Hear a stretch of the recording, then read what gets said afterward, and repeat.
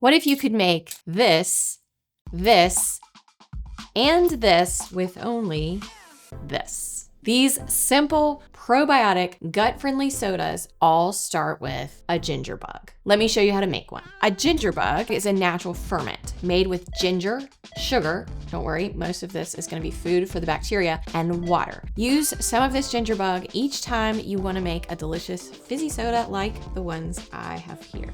Ingredients: ginger. Use organic. We don't want chemical residues that can harm the microbes and hinder fermentation. Ginger contains wild yeast and lactic acid bacteria, along with those that are going to be in the environment, on your utensils, your hands, whatever, that will be the source of our probiotic culture. So think good gut bacteria and good gut health. We need to feed these bacteria with our next ingredient, which is sugar.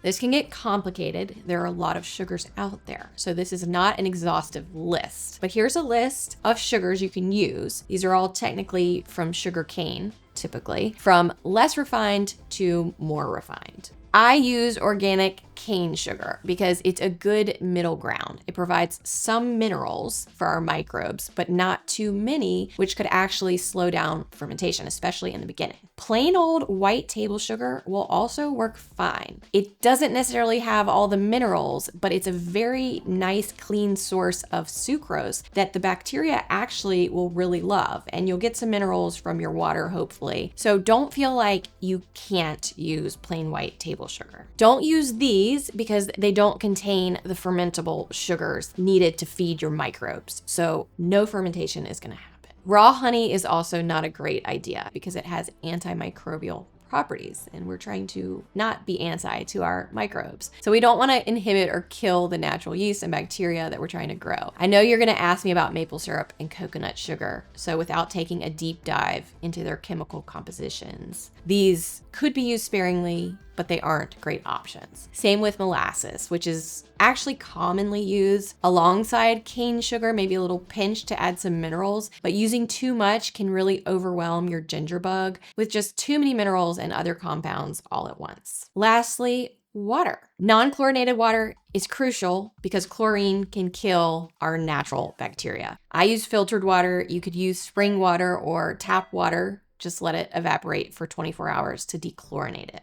Reverse osmosis and distilled water aren't the best options because of the removal of minerals. Make a ginger bug step by step. No need to peel your organic ginger. Just wash it, chop it, grate it, or use a food processor like me. I then store my leftover ginger in the fridge so I can use it to feed my ginger bug later. Grab a clean glass jar, add 2 cups of water with 2 tablespoons of sugar and 2 tablespoons of ginger.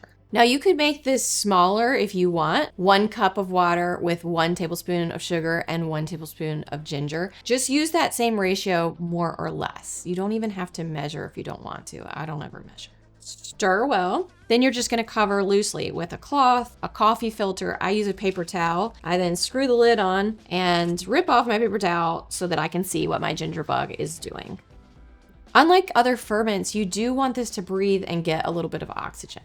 Then feed daily with the same amount of sugar and ginger, no need to add extra water, for about 5 days. Stir daily to aerate. You will start to see this bubbling at some point, which is a good sign of fermentation. The time this takes will vary depending on your ginger, the sugar you use, the temperature in your house, yada, yada, yada. And by the way, 70 to 75 degrees Fahrenheit is a great temperature for your ginger bug.